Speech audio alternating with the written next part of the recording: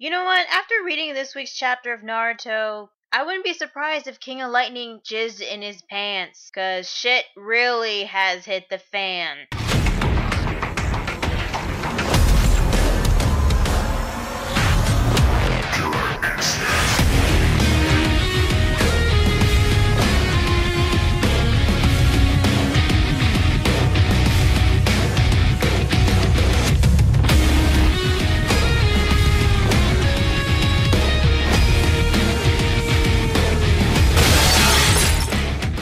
Hey guys, LunarSpawn27 here, bringing you Naruto chapter 677, Infinite Tsukiyomi. So the chapter begins with the allied shinobi forces and the giant Buddha statue. Yeah, remember these guys and remember that they were fighting against a giant Buddha statue? Yeah, that happened. Onoki the Tsuchikage noticed that something was going on. However, Swirly Zetsu decides that he doesn't have to continue because the Infinite Tsukiyomi has activated. So yeah, the entire fight was skipped.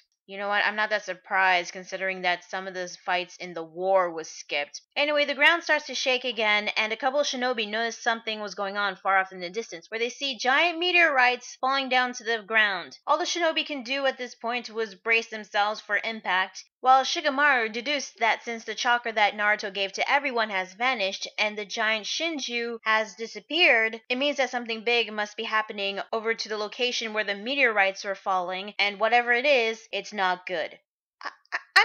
I'm sorry. Did Kishimoto made Shikamaru one of the smartest guys in the allied shinobi forces state the obvious? And I read both translations, and they say pretty much the same thing. Something big must be happening over there, and whatever it is, it's not good. No fucking shit. Meteorites are falling from the sky. What do you think is happening right now? What the hell, Kishimoto? You made Shikamaru of all people state the obvious? I mean, come on. Anyway, Kiba and Akamaru notice something up in the sky. Shino asks him what's wrong, and Kiba tells him it's the moon. Just look at the moon. Yes, look at the moon, which Madara is using right now to cast the Infinite Tsukiyomi. God fucking damn it, Kiba. Okay, to be fair, later on in the chapter, it's been confirmed that you don't have to look up at the moon to fall into the Infinite Tsukiyomi, but still, Kiba, you're a dumbass. Anyway, Tsunade and Sarutobi also look up into the sky and notice that the moon now has the Jubi eye design on it.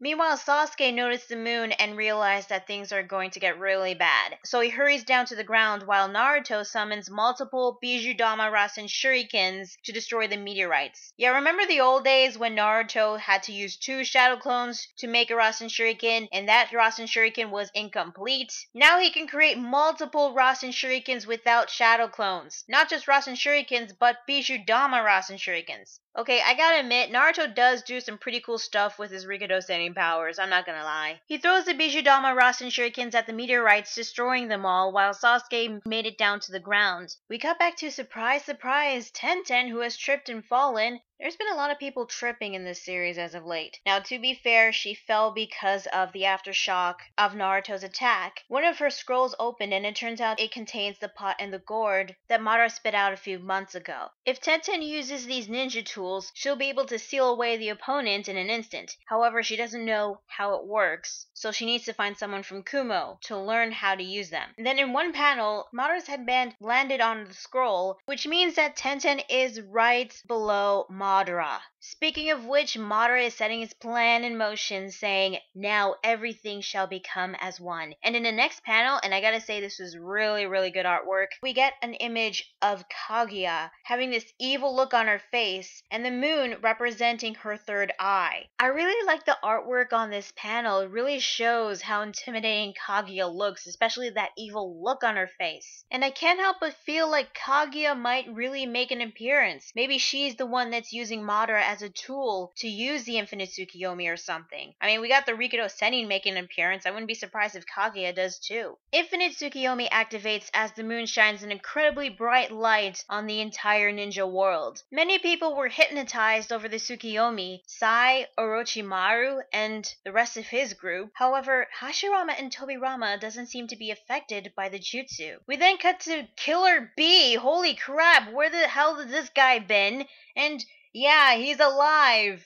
somehow, even though Gyuki was extracted from him. I think it's got something to do with that tentacle thing, but if he was alive this whole time, why till now has he finally made an appearance? Well, anyway, Gaara and Lee also get affected by the Tsukiyomi, and we then cut to the temporary residence of the daimyos of the 5 great nations. They're woken up by one of their attendants telling them something terrible has happened. Even though it's night, it looks like that it's daytime. But before he can say anything else, him and the 5 daimyos have also been caught in the infinite Tsukiyomi. We then cut to another village where we get to see people inside their homes being affected. Not only that, but also animals like cats. So even if they weren't outside or even staring at the moon, even if they were like hidden from the light, they're still affected by the infinite Tsukiyomi. Now that the entire allied shinobi forces have been caught in the genjutsu, Madara then uses another technique, the Shinju Kotan, Divine Genesis World of Trees, which summons multiple tree roots that unravel pieces of its tree bark to encase every single person in a cocoon. However, Sarutobi also doesn't seem to be the one affected by the genjutsu. So here's a possible theory. Everybody has been caught in the genjutsu except for Hashirama, Tobirama, and Sarutobi. I'm assuming it's because that they are dead and only been revived via Edo Tensei. The jutsu will only work on living things and not things that are either dead or part of a jutsu. So that's my theory. Also, those who get caught in the infinite Tsukiyomi, their eyes change into the Rinnegan eyes, which looks kind of weird for some of the characters, I'm not gonna lie. Also, it feels like Madara decided to go all Oprah Winfrey on the entire ninja world and give everyone a Rinnegan eye. We then get to see Minato, who is slowly getting encased in a cocoon, and apparently even though they've been hypnotized, their thoughts are still intact. They just can't move their bodies. So the instant Hinata gets encased in the cocoon, her final thought was, Naruto-kun. God fucking damn it. Kishimoto, are you trying to tease the pairing wars again?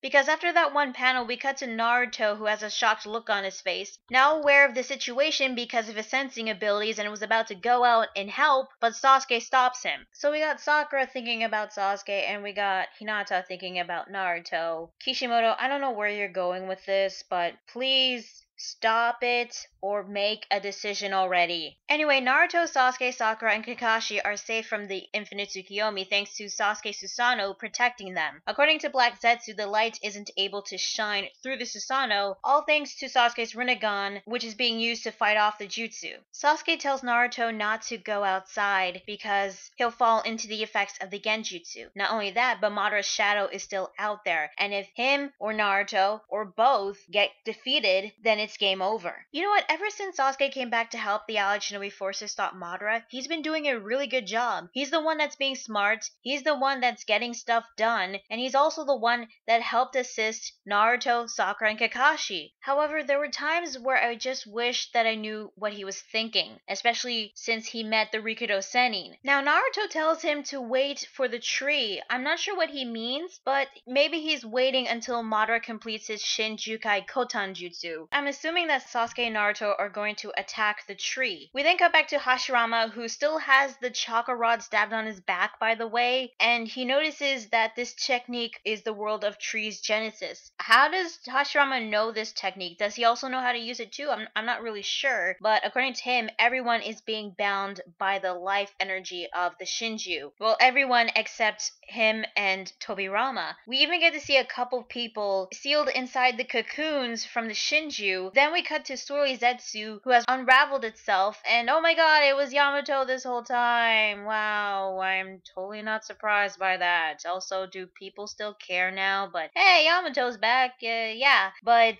from what it looks like, it seems that Yamato has also been caught in the infinite Tsukiyomi. Also, Sarutobi knows Yamato's name. Yamato was given to Tsunade. Sarutobi was dead during the time. How does he know about Yamato's name? Also, I thought Yamato's name was Tenzo. We then finally cut to Minato and learn what the hell happened to him. He's still okay, at least he still got his legs intact. No arms, unfortunately. As for the Gurodamas that attached himself onto the back, yeah, it turns out that they were sticking on his 4th Hokage cloak and he just took it off. He's got no arms, but I guess it's easy without no arms. Anyway, we learned where the Hiraishin took him, and it turns out that he teleported all the way back to Konoha. How the hell did he get back to Konoha? Was there a stray tri-pronged kunai near the Hokage monument? That's where he landed, on his own head. What the hell? I mean, he needs a seal for the Hiraishin to teleport somewhere, wherever the seal is. So there was a tri-pronged kunai near his head? That doesn't make a lot of sense.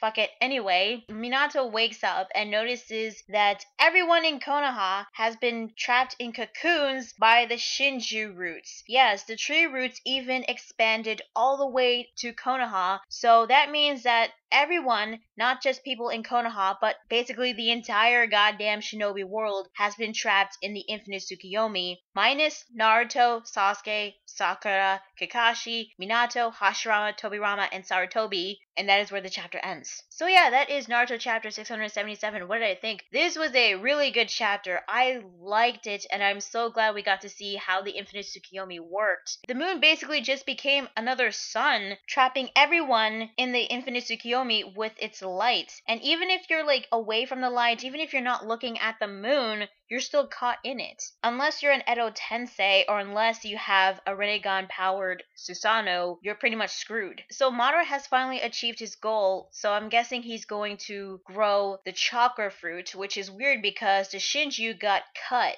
So maybe the jutsu that Madara is using now will regrow the Shinju and create the chakra fruit. And it seems that only the selected few that I mentioned before are the only ones that can stop Madara, but technically Naruto and Sasuke are the only ones that can stop Madara. I don't know what the hell can Sakura and Kakashi do at this point, but it's most likely going to be Naruto and Sasuke. The previous Hokages, maybe they might help out. I don't know what they're going to do. Minato is in Konoha, so what is he going to do? I still don't get how the hell he got to Konoha, even though we didn't get to see a seal of the Hiraishin or a tri-pronged kunai near Hokage Monument. I'm just saying. I gotta give kudos to Sasuke for saving his group from the infinite Tsukiyomi, and Naruto summoning multiple Bijudama Rasen Shurikens was pretty cool too. But with Tenten and Killerbee, I'm not sure if they're also affected by the Tsukiyomi. Tenten most likely, probably. Killerbee, on the other hand, I have no idea, since he just appeared in this one chapter along with Yamato, and Yamato has been affected by the genjutsu. But if Killerbee is not affected, then it's probably because of his sunglasses. But it's not his sunglasses because Shino is also wearing dark shaded goggles, and so he shouldn't also be affected by the genjutsu, but we saw him getting trapped in the cocoon. So is Killerbee blind or something? Or is it Yuki's chakra that's preventing him from getting caught in the genjutsu? But all we know is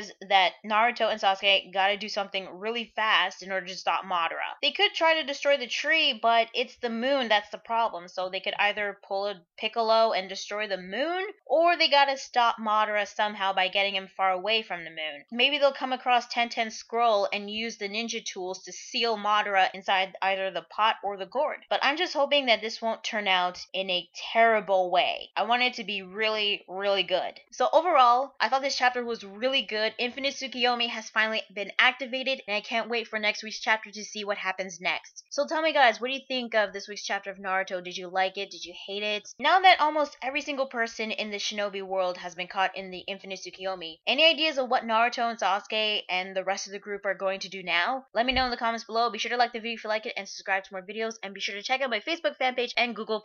So yeah, that is Naruto chapter 677. Really good chapter, and I can't wait to see what happens next. I'm Lunar Spawn 27, and I will see you guys later. Bye.